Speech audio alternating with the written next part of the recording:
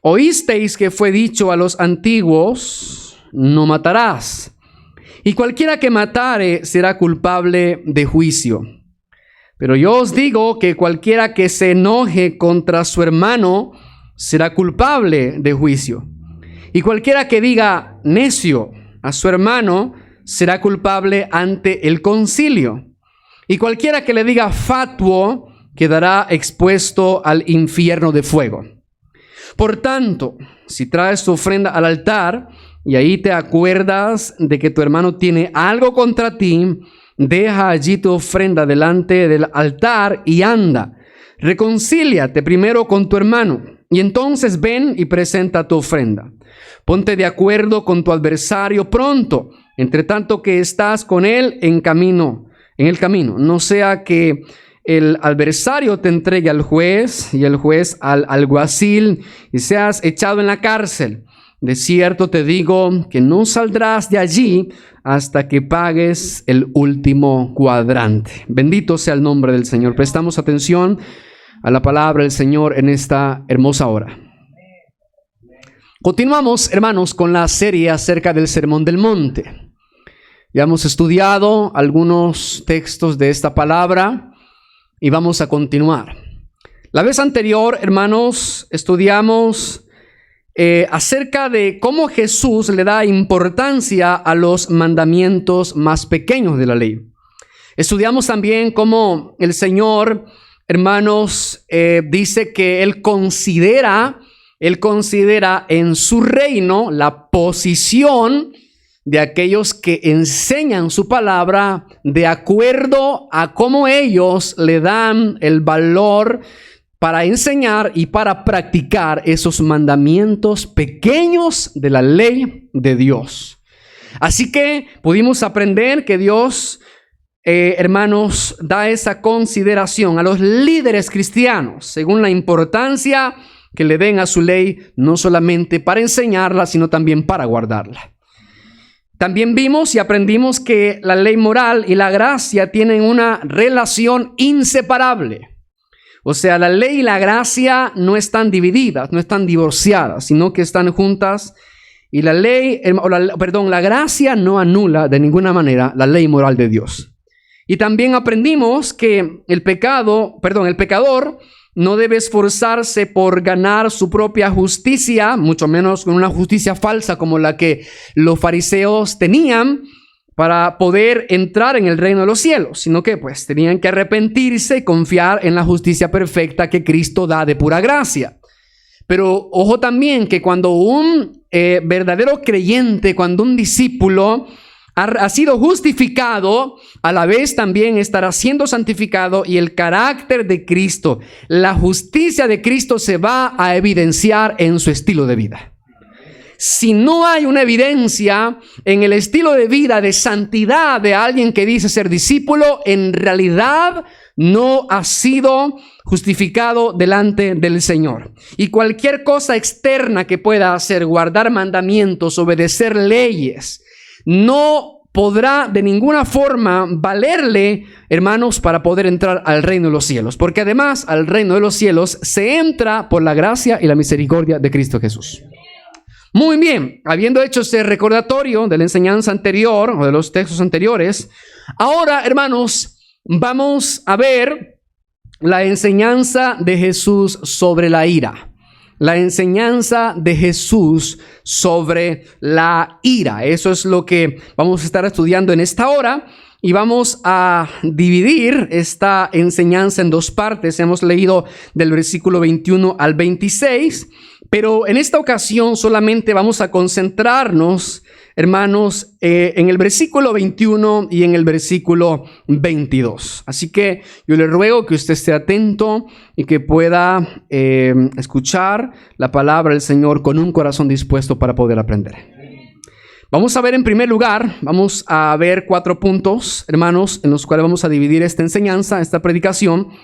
Y lo primero que vamos a ver es la profundidad del examen de Jesús. La profundidad del examen de Jesús. ¿Por qué, hermano, vamos a ver esto? Porque cuando el Señor Jesucristo predicó este sermón, que fue dirigido hacia sus discípulos, pero obviamente habían otras personas que estaban escuchando, porque el texto al principio dice, viendo las multitudes que le seguían, ¿verdad? Que le rodeaban siempre, él les habló a sus discípulos diciendo. Era a ellos que estaba dirigido el Sermón del Monte. Pero ahí estaban siempre, ¿verdad? Ustedes recuerdan los fariseos, los escribas, los saduceos y mucha otra gente que buscaba solamente el favor de Dios, hermanos, o que tenía otros intereses. Pero el Señor, en esta enseñanza del Sermón del Monte, comenzó a hacerles entender a sus discípulos que los pensamientos y las intenciones son lo que verdaderamente revela lo que hay en el corazón del hombre. Oiga bien, los pensamientos y las intenciones son los que Dios toma en cuenta para, hermanos, comprender, para llegar a la conclusión de qué es lo que hay verdaderamente en el corazón del hombre. Ya no digamos, pues, las acciones. Pero lo que pasa es, hermanos, que Dios no hace un examen como nosotros lo hacemos. Nosotros hacemos un examen superficial. Y cuando nosotros vemos a una persona que parece espiritual, así como el pueblo veía a los fariseos y decían, oh, estos hombres son grandes maestros, son grandes espirituales. Pero el examen de Cristo iba más profundo, hermanos. Mucho más profundo. ¿Por qué? Porque nosotros aprendemos por la palabra que Dios escudriña la mente y el corazón de los hombres. Por ejemplo, en el primer libro de Reyes, capítulo 8, versículo 39, dice la palabra, primer libro de Reyes, capítulo 8, versículo 39. Dice, tú oirás en los cielos, en el lugar de tu morada, y perdonarás y actuarás, y darás a cada uno conforme a sus caminos. Y dice, cuyo corazón tú conoces. Era una oración que se le estaba haciendo a Dios, y le estaba diciendo, tú conoces el corazón.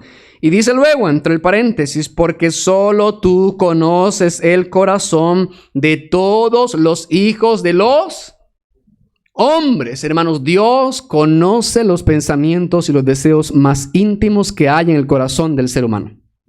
Él lo sabe. Tenemos, hermanos, otra declaración similar en el primer libro de Crónicas, capítulo 28, versículo 9. Primer libro de Crónicas, capítulo 28, versículo 9, dice la palabra. Y tú, Salomón, hijo mío, reconoce al Dios de tu padre y sírvele con corazón perfecto y con ánimo voluntario. ¿Por qué? Porque Jehová escudriña los corazones de todos y entiende todo intento. Oiga bien, hermanos, y subraye eso.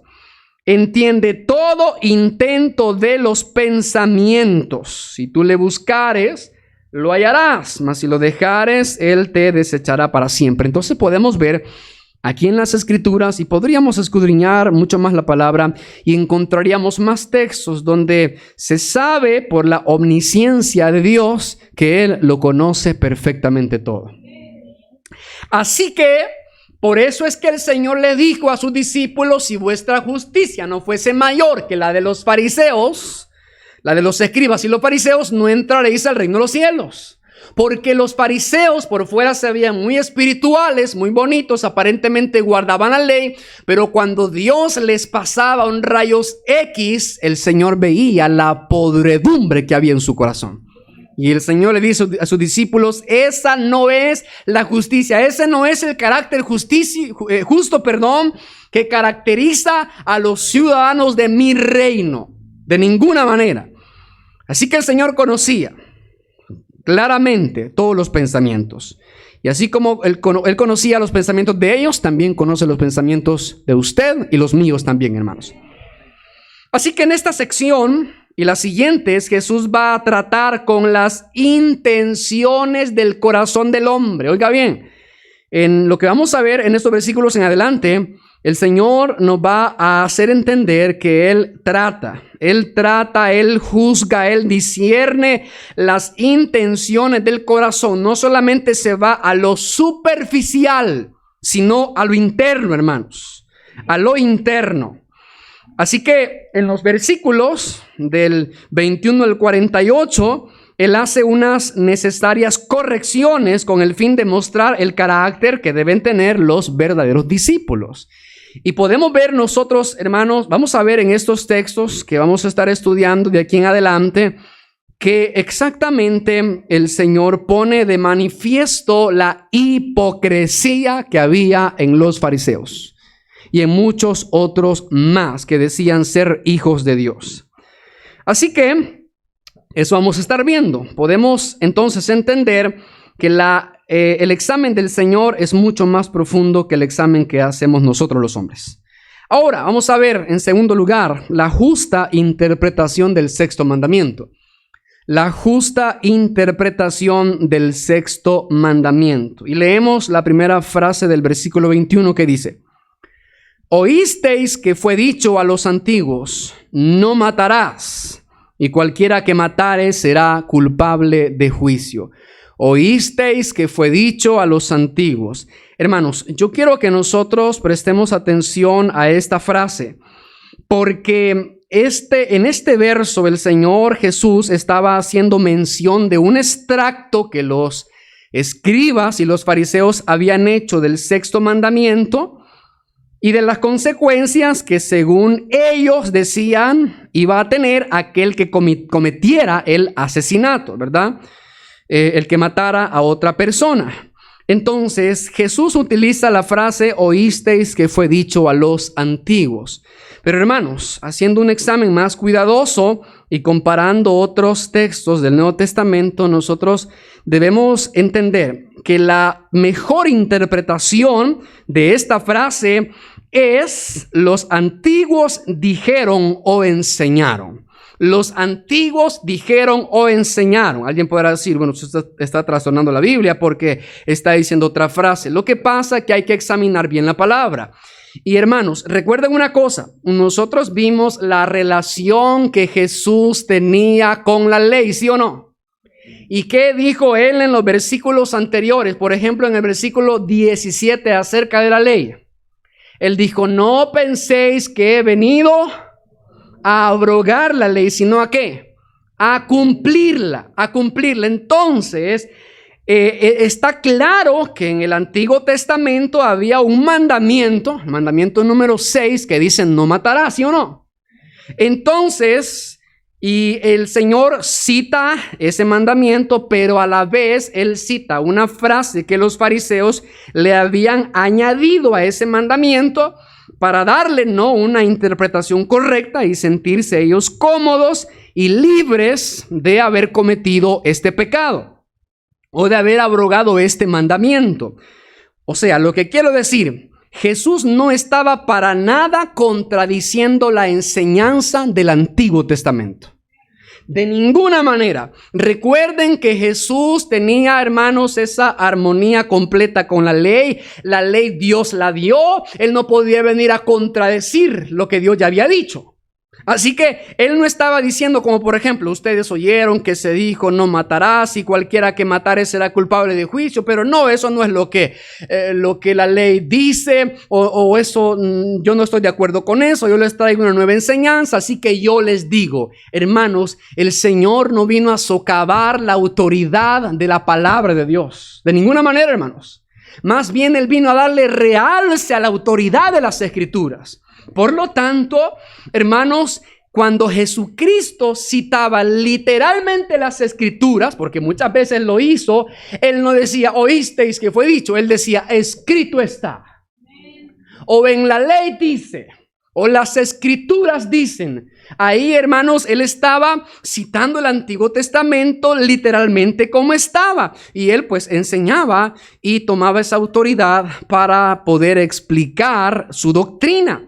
Pero en este caso, Él dice, oísteis que fue dicho a los antiguos. Así que, mis queridos hermanos, repito, esta frase se entiende mejor o se traduce mejor como los antiguos dijeron o enseñaron. O sea, el Señor lo que quería hacer, y lo vamos a ver, hermanos, en el resto de este mensaje, es contrastar la enseñanza que los fariseos y los escribas habían hecho de este mandamiento con la enseñanza verdadera de la palabra. Es lo que el Señor quería hacer, hermanos. Ver o enseñar la diferencia de una interpretación equivocada y la verdadera interpretación que tenía armonía con la ley y con los profetas. Eso es lo que Cristo quería hacer, hermanos. Así que recordemos que Él no vino para abrogar, ¿verdad?, la ley, sino para cumplirla. Entonces, con la autoridad que Él tenía, que Cristo tenía, Él manifiesta cuál es la intención del mandato. O sea, cuál es la intención que tenía o tiene el sexto mandamiento, interpretándolo en su justo sentido. No como lo interpretaban los líderes religiosos de Israel. Porque, hermanos, el sistema tradicionalista y superficial de los fariseos enseñaba que abrogar este mandamiento únicamente consistía en llevar a cabo el acto físico del asesinato. Ellos decían, bueno, mientras tú no mates, no hay problema. Y si matas, pues te vamos a llevar ante el concilio para ver qué vamos a hacer contigo. Entonces, ellos interpretaban superficialmente las escrituras porque las interpretaban a su conveniencia. A su conveniencia. Así que Jesús expuso lo oculto del corazón, que se esconde antes de llevar a cabo el hecho. O sea, Jesús quería mostrar que cuando un hombre o una mujer le quita la vida, asesina a su prójimo, dentro del corazón ya había estado pasando algo. ¿Estamos entendiendo, hermanos? Cuando un hombre sea impío, o sea inconverso, o sea creyente, aunque yo no lo creo, ¿verdad? Un falso creyente también lo puede hacer. Pero cuando un hombre decide quitarle la vida a su prójimo, es porque su corazón ya estuvo guardando odio y resentimiento desde hace mucho tiempo. Eso es lo que el Señor quiere enseñar. Entonces, es interesante ver cómo el maestro, o sea, Cristo Jesús, contrasta esa enseñanza rabínica, tradicionalista de los escribas y fariseos, con la que ofrece, o sea, la interpretación que ofrece la verdadera y divina palabra de Dios. Y nosotros sabemos que a una iglesia debe importarle lo que dice la divina palabra de Dios, no lo que dice la tradición. No lo que dice su denominación, no lo que dicen sus líderes que ni siquiera aplican a veces su corazón y el tiempo a la palabra, sino que, hermanos, nosotros sabemos que la autoridad es la escritura, no la religión, no el magisterio, ¿verdad? Como lo enseña la religión tradicional. El magisterio es el que tiene autoridad y si ellos interpretan así, aunque eso vaya en contra de la palabra de Dios, ellos son la máxima autoridad y todos dicen amén. Aquí no es así, hermanos. Por eso usted tiene la palabra en sus manos y tiene el tiempo para ir a estudiar también la palabra, para poder ver que lo que se está enseñando es verdaderamente lo que Cristo quiso decir. Amén, hermanos. Tenemos esa libertad. Tenemos esa libertad. Así que, ya que el asesinato es una manifestación despreciable de un corazón carnal, Jesús quiere entonces enseñarle a sus discípulos lo que verdaderamente decía y significaba el sexto mandamiento de la ley. Es lo que el Señor hacía, porque verdaderamente el asesinato es una manifestación despreciable de un corazón carnal. El asesinato casi nunca es la posesión demoníaca. Ojo con eso. El asesinato casi nunca es hermanos, oposición, o más bien la posesión demoníaca, porque todos los asesinos dicen es que el diablo me poseyó, es que un demonio me agarró y por eso lo maté. No, porque dice claramente la escritura que del corazón salen los malos pensamientos, los homicidios y muchas otras cosas más. Eso dice Mateo 15:19. Así dice, del corazón salen los malos pensamientos, los homicidios, los adulterios, las fornicaciones, los hurtos, los falsos testimonios, las blasfemias. ¿De dónde vienen? Del corazón. Ciertamente Satanás y sus demonios son expertos y son astutos en avivar, hermanos, ¿verdad?, el pecado, en influenciar a la gente al pecado, pero quien toma la decisión de pecar es el hombre. Por lo que hay en su corazón. Nadie lo obliga a pecar al hombre. Es él el que ama su pecado y por eso peca.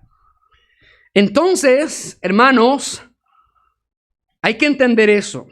Hay que entender eso, que es del corazón de donde sale el homicidio, y es con lo que Jesús quiere tratar, con el corazón. Con el corazón. Y tal acción, o sea, el homicidio, excluye del reino de los cielos a los homicidas no arrepentidos, porque claramente dice Apocalipsis 22, versículo 15, entre muchos que menciona ahí, dice que los homicidas estarán fuera. Estarán fuera los homicidas si no se arrepienten genuina y sinceramente de su pecado.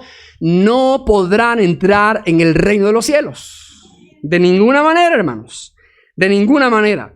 Podemos ver entonces que la interpretación de los fariseos acerca del sexto mandamiento no se ajustaba, oiga bien, no se ajustaba a toda la intención que tenía, quedándose muy corta y superficial. Porque ciertamente ellos decían una verdad acompañada, hermanos, de una media verdad o una mentira, porque los fariseos eran expertos en eso, hermanos.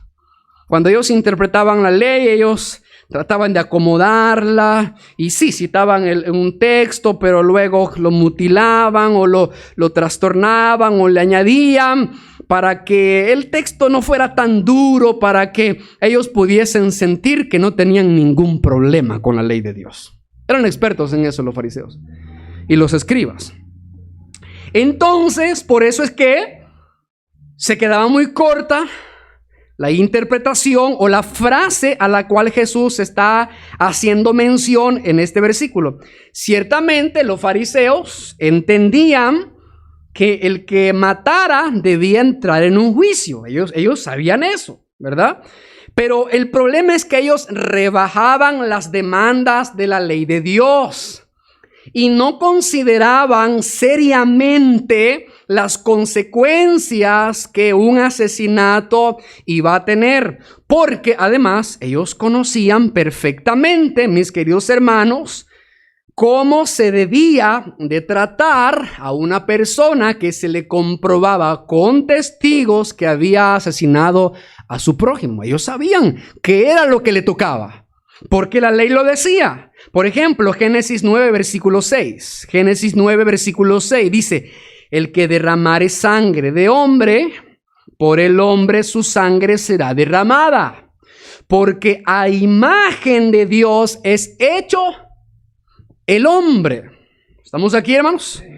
Entonces, ahí en Génesis 9:6 podemos ver qué es lo que Dios instruyó acerca del homicidio, cómo se debía castigar a alguien que se le comprobara un homicidio. Su sangre iba a ser derramada por la sangre de aquel hombre o aquella mujer a quien él le había quitado la vida.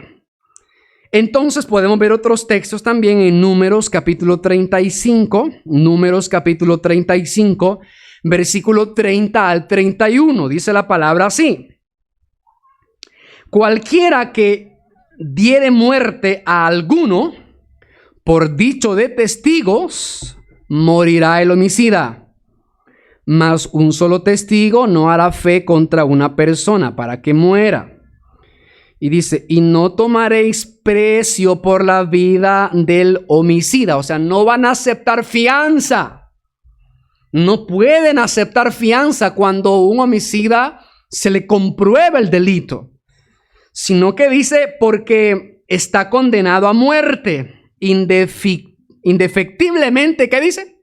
Morirá. O sea, la sentencia de la ley contra un homicida era muerte.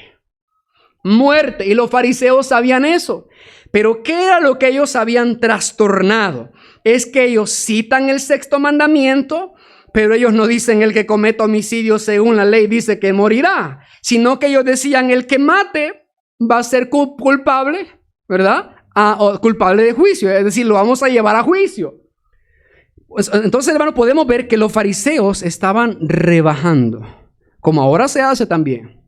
Estaban rebajando las exigencias de la ley moral de Dios, del justo trato que debía hacerse con las personas.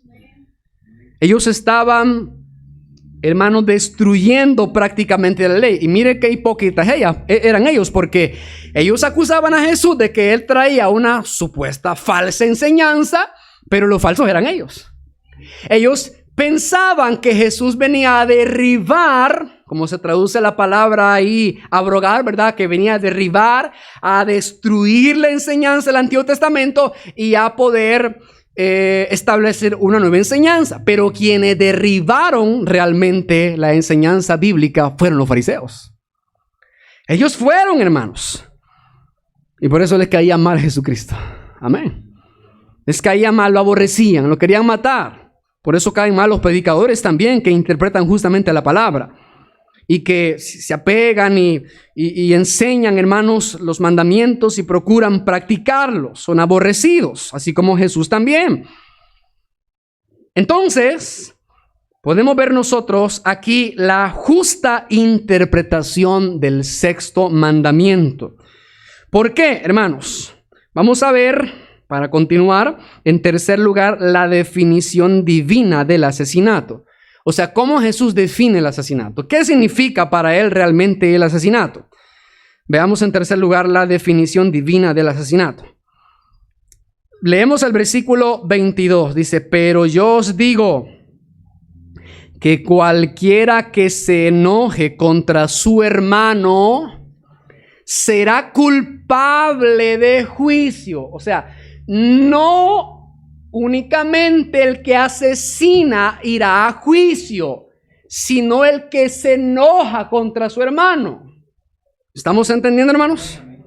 O sea, para Jesús era muy serio lo que había en el corazón del hombre. Pero él no solamente trataba con el asesinato, con el acto mismo físico ya realizado, sino que él iba más allá. Y por eso el Señor aquí nos va a dar a nosotros tres formas en las que él, que tenía toda la autoridad, que era sabio, en las que él definía el asesinato.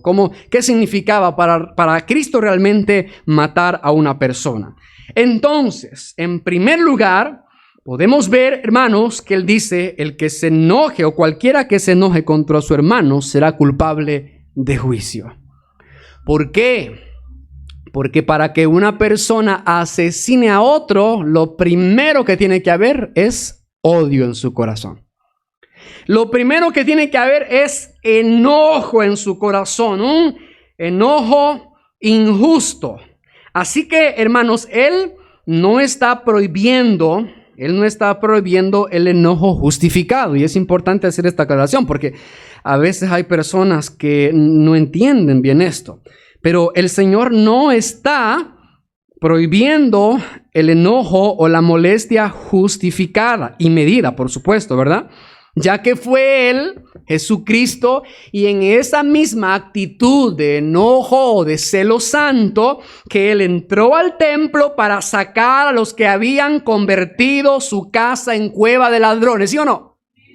Recuérdense, hermanos, en Mateo 21, 12 al 13, que no lo vamos a leer, pero ahí está el relato, Mateo 21, del 12 al 13. Él dice que él tomó un látigo, hermanos, y entró a su casa y comenzó, no a dar a la gente con el látigo, pero sí comenzó, hermanos, ¿verdad?, a agitar el látigo y comenzó a reprender a los que estaban allí dentro de su casa de oración.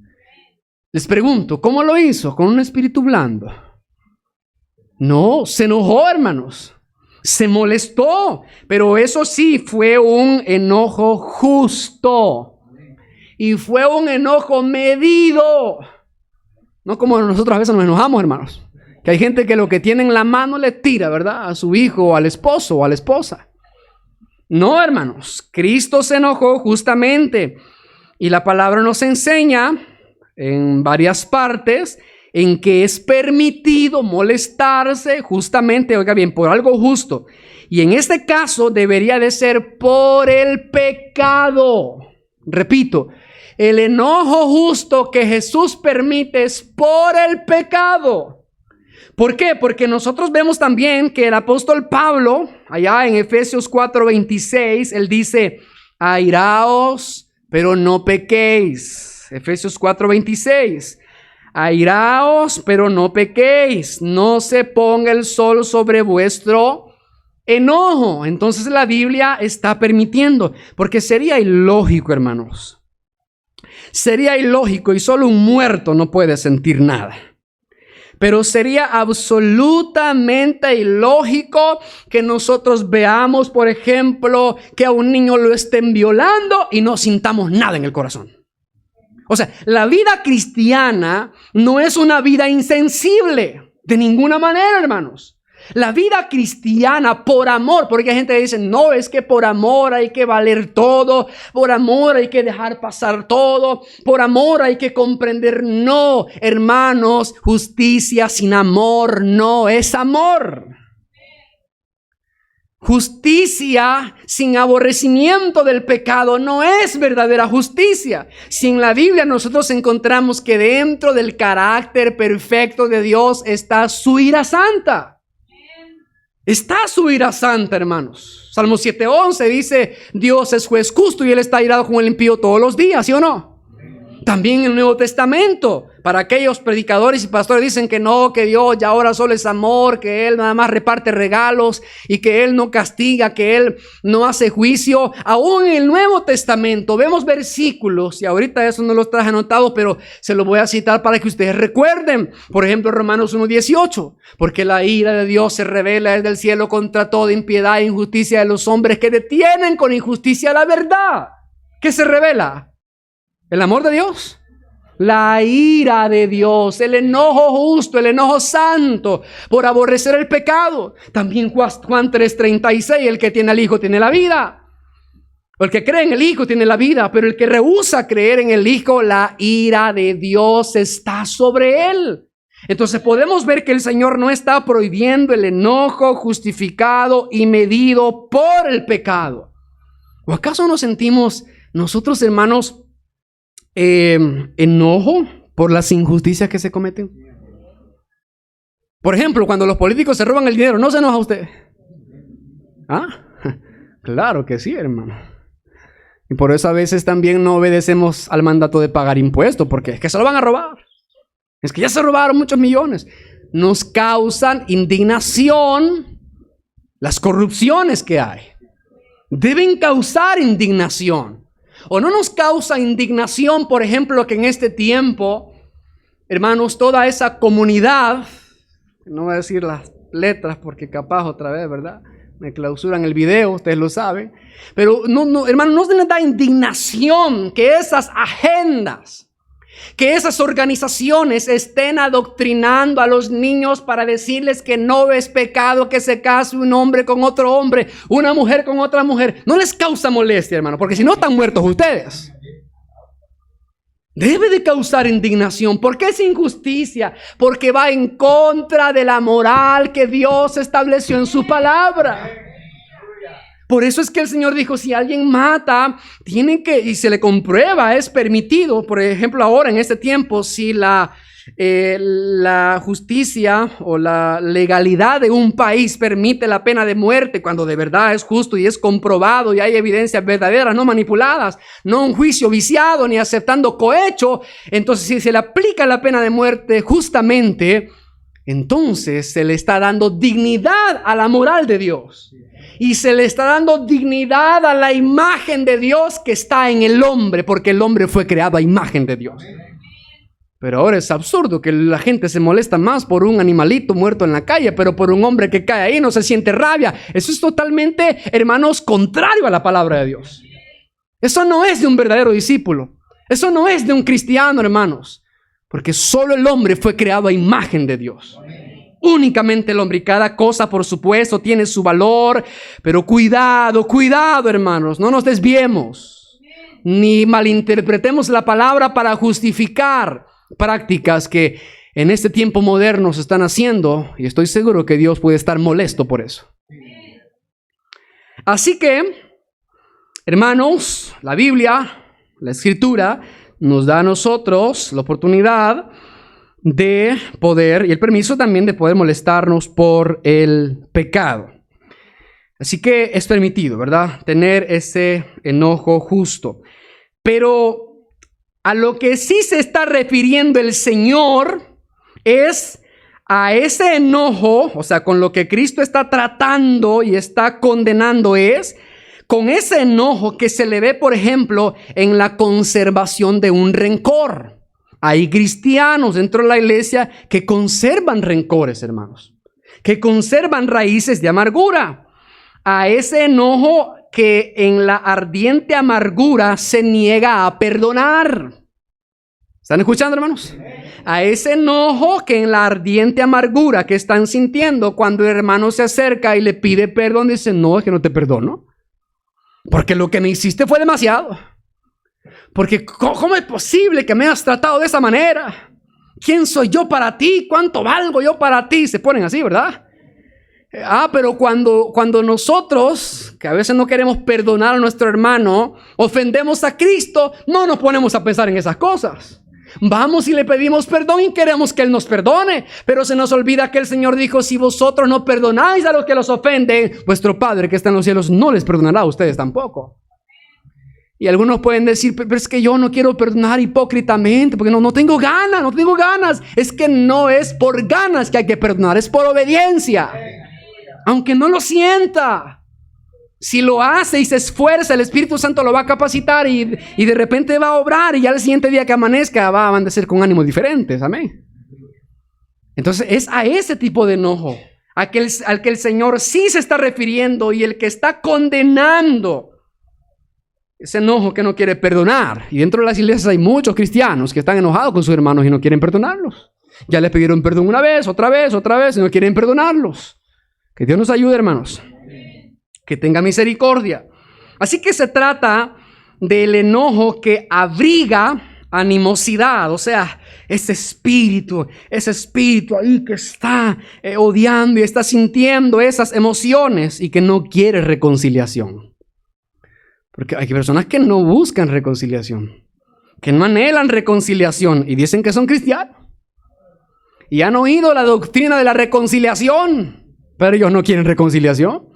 Si quieren estar reconciliados con Dios, pero no quieren estar reconciliados con su hermano.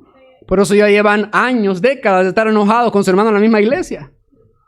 Eso no es el carácter de un discípulo de Cristo. No, ese no es el carácter de un discípulo de Cristo. Es aquel que cuando el hermano lo ofende, aunque le duela, porque es lógico, repito, solo un muerto no va a sentir nada cuando lo maldicen. Amén. Solo un muerto no va a sentir nada cuando le dan una palabra ofensiva. Pero aunque esa palabra sea ofensiva y si el hermano viene a pedir perdón, como se lo dijo el Señor al apóstol Pedro, si 7 veces viene a pedirte perdón, ¿qué dice? Perdónalo. No, pero 3 veces nada más. Ya la tercera ya no. Después de 3 veces ya no, porque ya eso es demasiado. Entonces te estás aprovechando de mí. Claro que no se está refiriendo a una ofensa reiterada, a la misma ofensa, porque eso sí sería un indicio de que esa persona puede estar jugando con su hermano, que realmente no quiere el bien para él. Pero si un día le hace una cosa y lo perdona y otro día le hace otra cosa y le pide perdón, tiene que perdonarlo. Tenemos que perdonarlos, hermanos. Así que si usted está ahí resentido con el que tiene la par, pídele perdón, perdónele en el nombre del Señor, hermano. No guarde ese resentimiento. Aleluya. Tenemos que estar en paz, hermanos. Sí, lo digo en serio. Lo digo en serio, hermanos, ¿verdad? Tenemos que estar en paz los unos con los otros. Entonces, vemos, mis queridos hermanos, la primera definición que el Señor hace del 6º mandamiento. Yo digo que cualquiera que se enoje, ese enojo injustificado, ese enojo airado, ¿verdad? Ese odio contra su hermano, será culpable de juicio. Yo sé que en la justicia terrenal no se van a llevar a un tribunal a 2 personas que estén enojadas mientras no se agarren del pelo, ¿verdad? Mientras no se den a trompones. No se van a llevar a un tribunal, pero hermanos, pero yo les voy a decir algo. Si una persona que se dice ser creyente está albergando odio en su corazón y no se arrepiente, comparecerá ante el trono blanco. Comparecerá ante el trono blanco, hermanos. Aquí el Señor habla de un juicio que se hace en una corte local.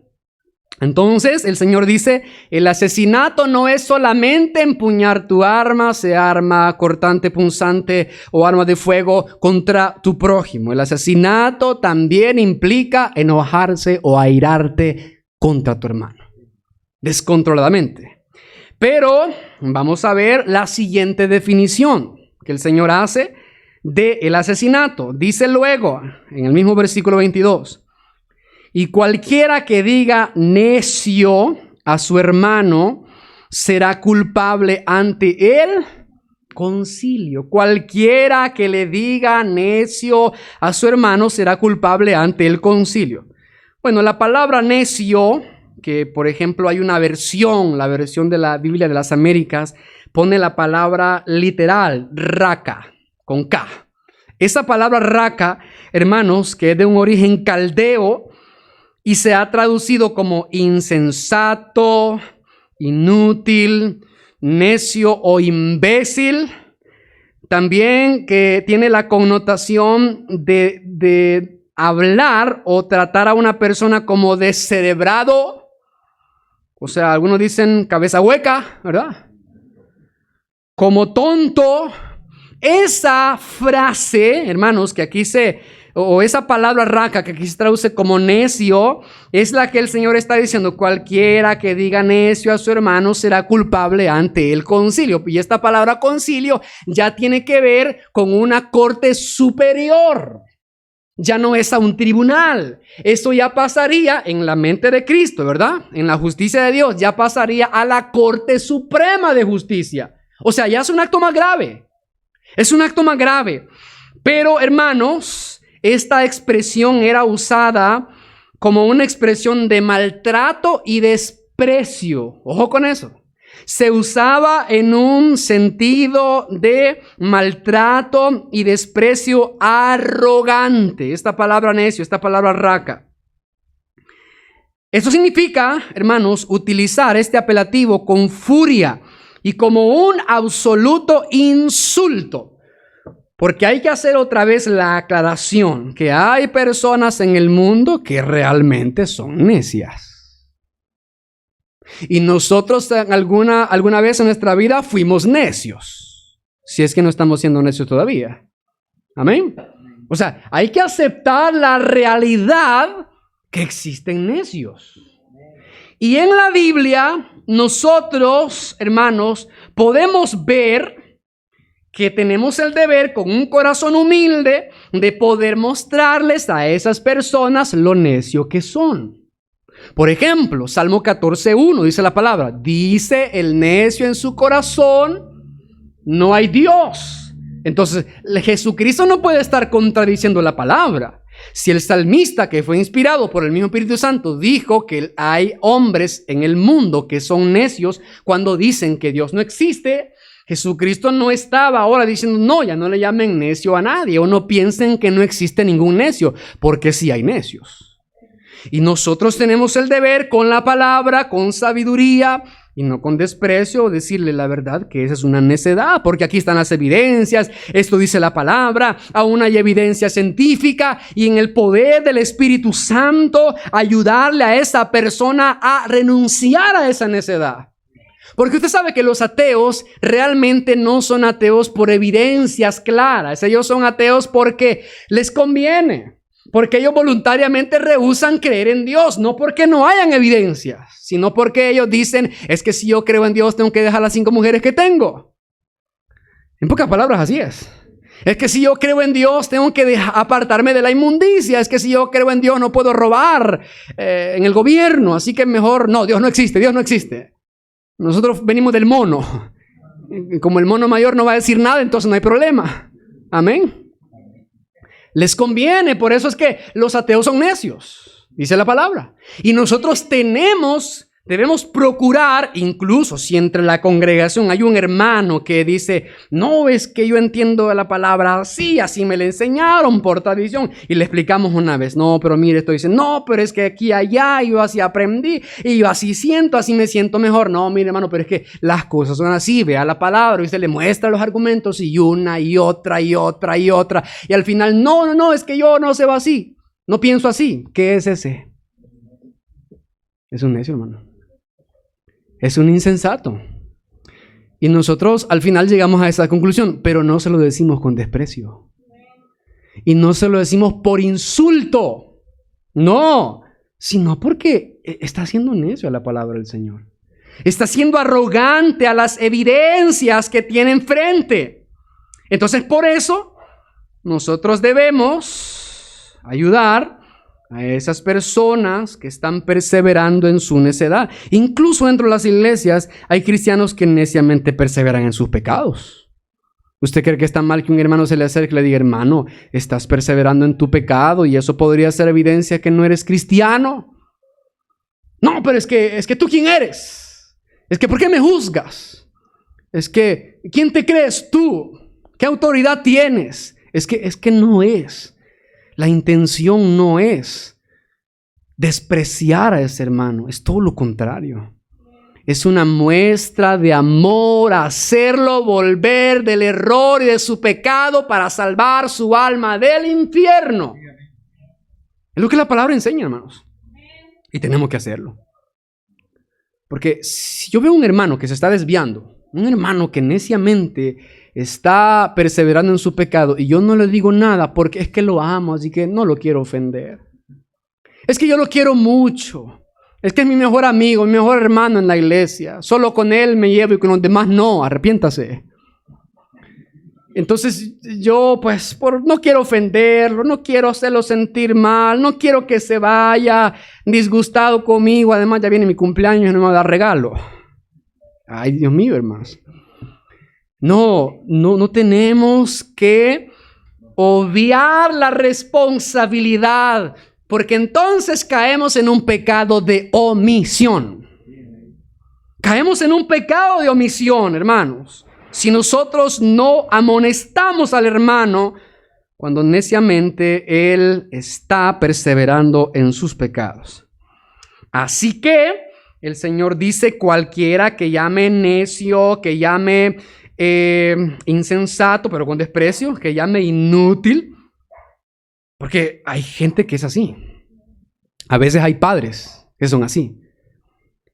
Hijo inútil, ¿para qué te parí? No sirves para nada. Eres dundo, cabeza hueca. Cuidado, porque se va a presentar ante la Corte Suprema Justicia de los cielos para entregar cuentas por cómo está hablando usted, por lo que hay en su corazón. Y no importa que no le dé su leñazo, con solo que lo haya tratado de tonto, con desprecio, entonces ya dice el Señor, será culpable ante el concilio. Porque Dios toma en serio los insultos. Dios toma en serio los desprecios, hermanos. Si Dios los toma en serio, y aunque esta palabra se traduce como insensato, pues sabemos que hay hombres y mujeres insensatos. Cristo mismo en la parábola de las vírgenes dijo, y las vírgenes insensatas, ¿verdad? Pero no lo estaba diciendo con desprecio, lo estaba diciendo porque habían sido insensatas. Y la diferencia de insensato, ¿qué es? Sensato o ser prudente, como lo dice en esa parábola.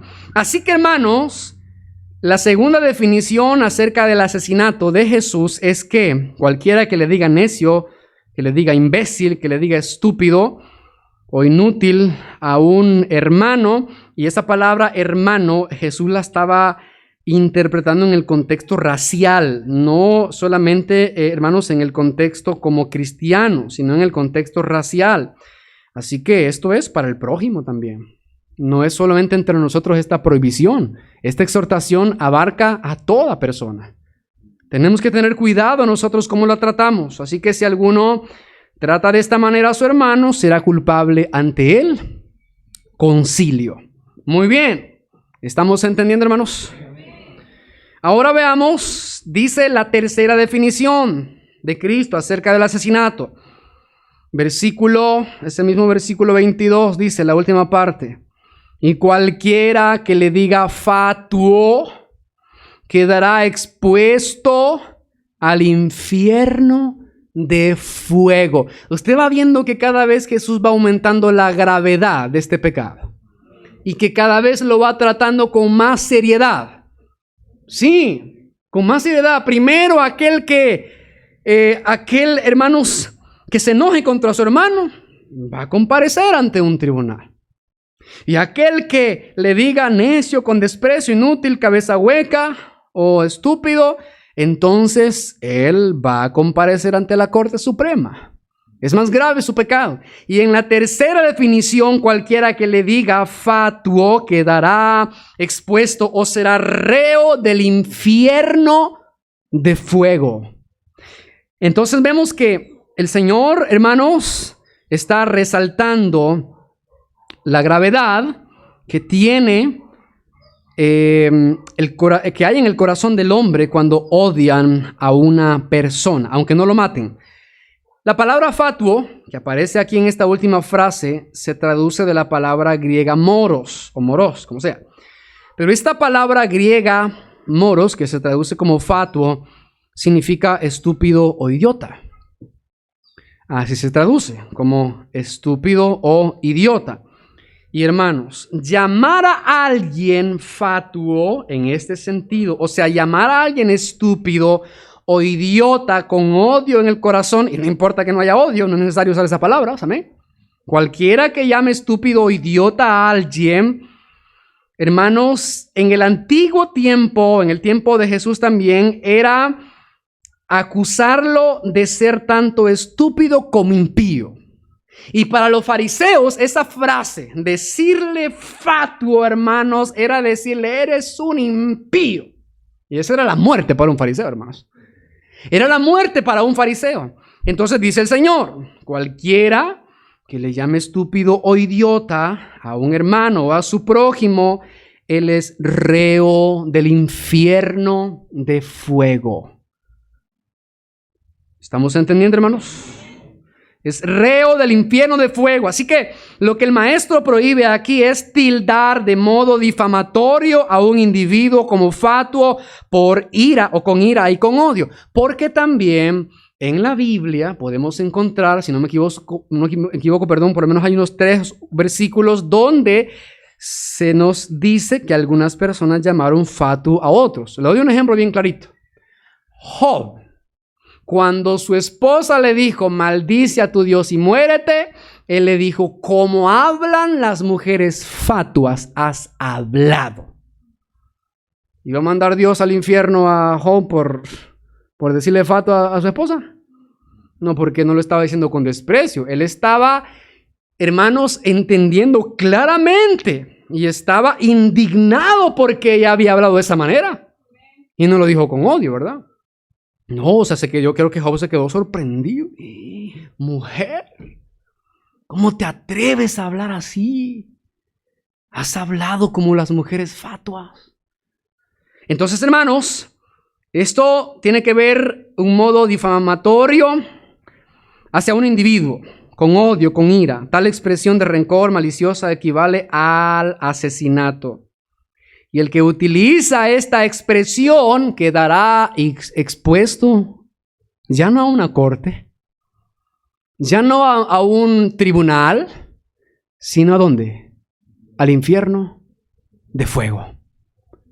Al Señor le importaba cómo nos tratamos los unos a los otros. Sí, hermanos, pero todo en su justo juicio.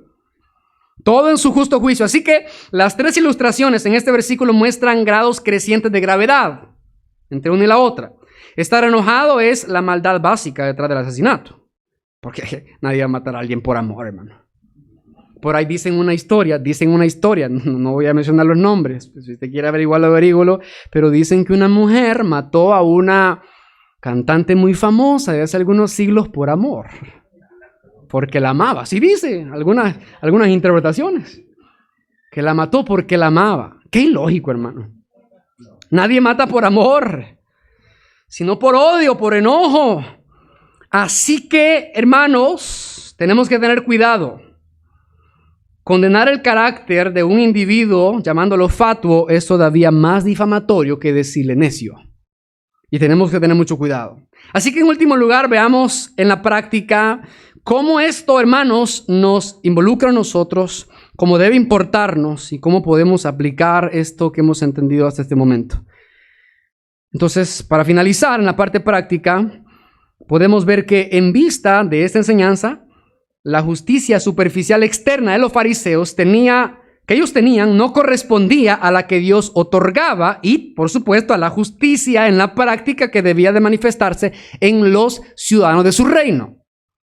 No era esa la justicia que el Señor esperaba.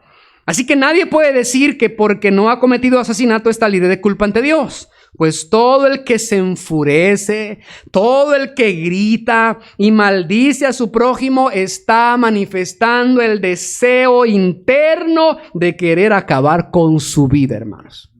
Sí, así es. Por esta razón las Escrituras nos exhortan a todos nosotros, en Efesios 4:31, a dejar toda amargura, enojo, ira, gritería y maledicencia y toda malicia.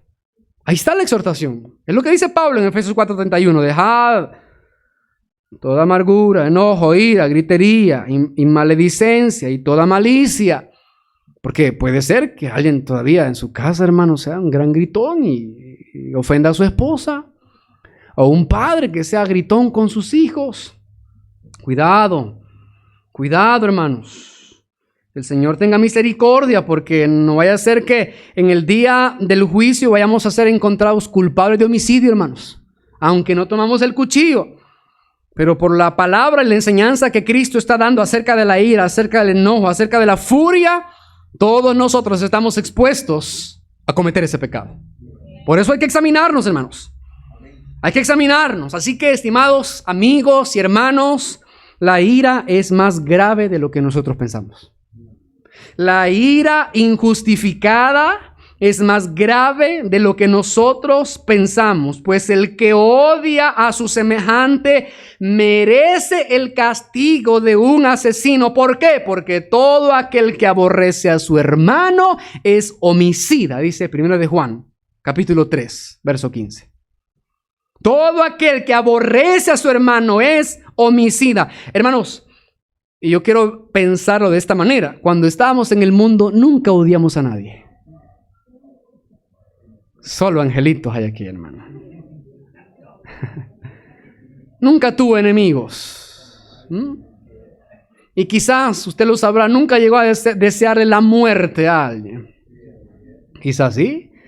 Pero bendito sea el Señor, que nos arrepentimos de ese pecado y el Señor ya nos perdonó y nos limpió con su sangre preciosa, porque Él es amplio en perdonar, hermanos. Él es lento para la ira y grande en misericordia. Ahora ya no odia a nadie, ¿verdad? Eso espero, hermano. Eso esperamos. Que ya no odie a nadie. Porque el que aborrece a su hermano es homicida.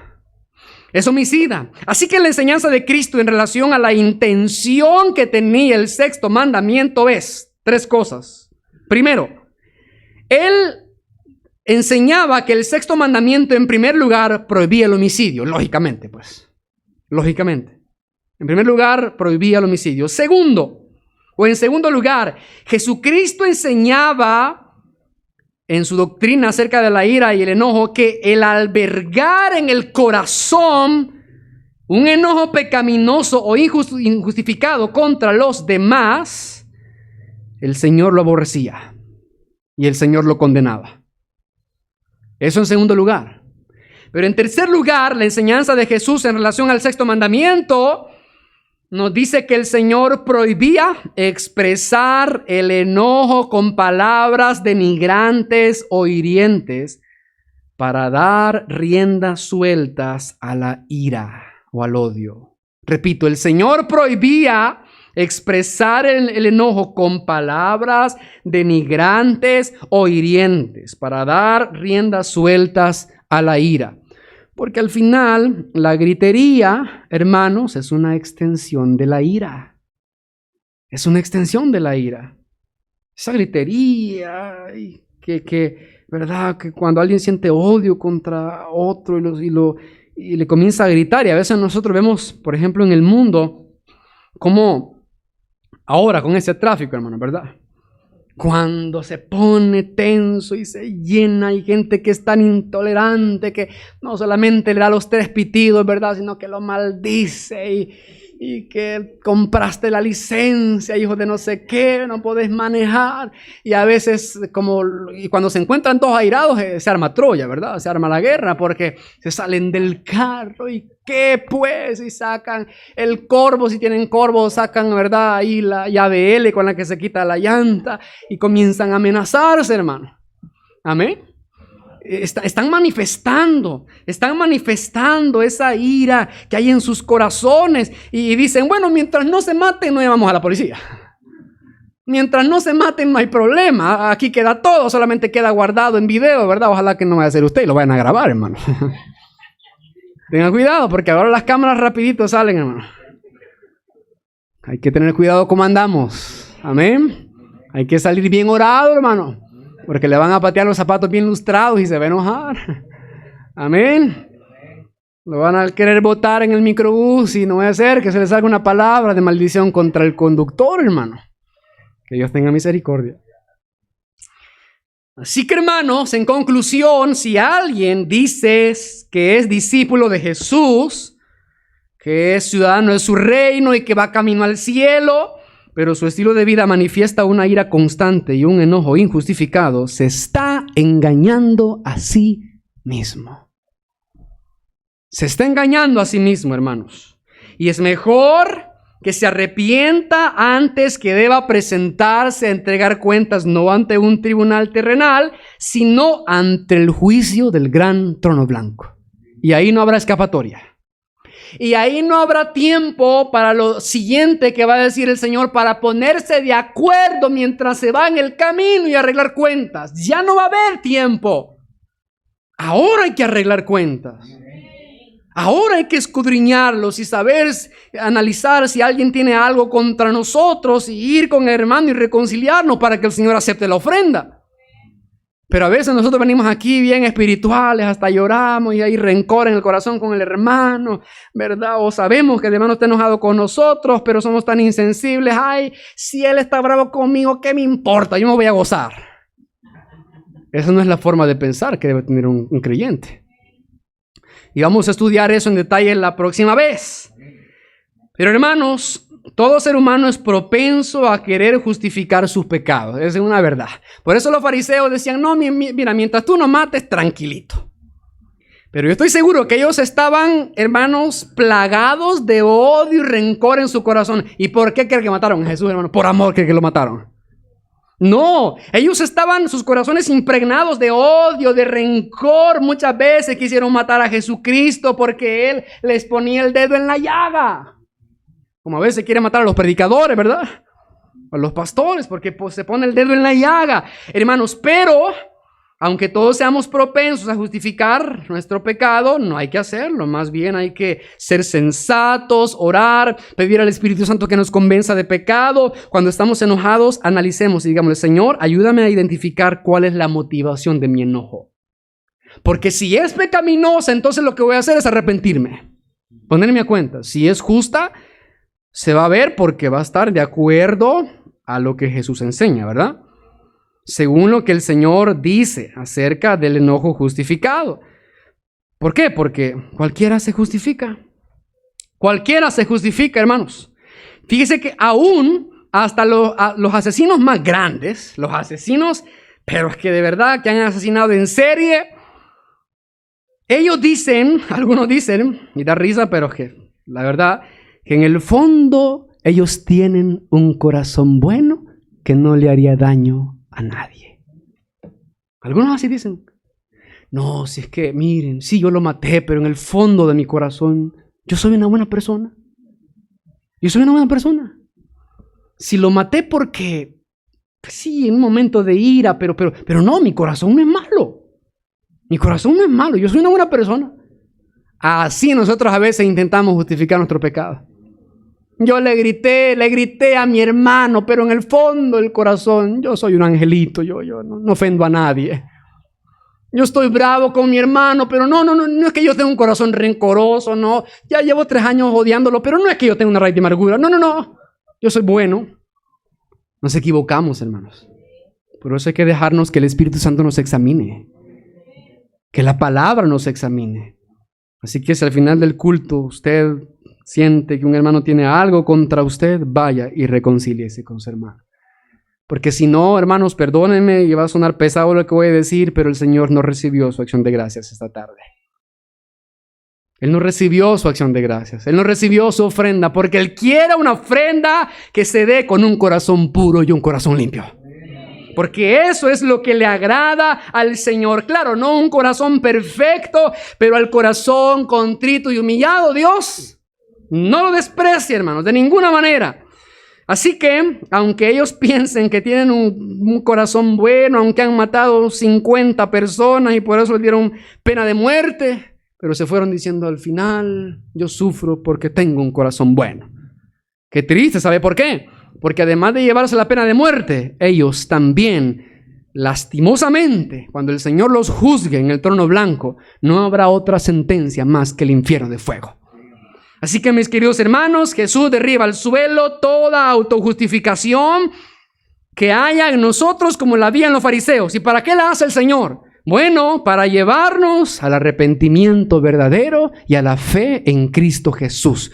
Porque Él quiere que nosotros seamos no falsos ciudadanos del reino celestial, no falsos discípulos, sino verdaderos discípulos de Cristo Jesús para su gloria y para su honra. Dele ofrenda de palmas al Señor con todo su corazón esta hermosa tarde y le damos gracias a Dios por su palabra.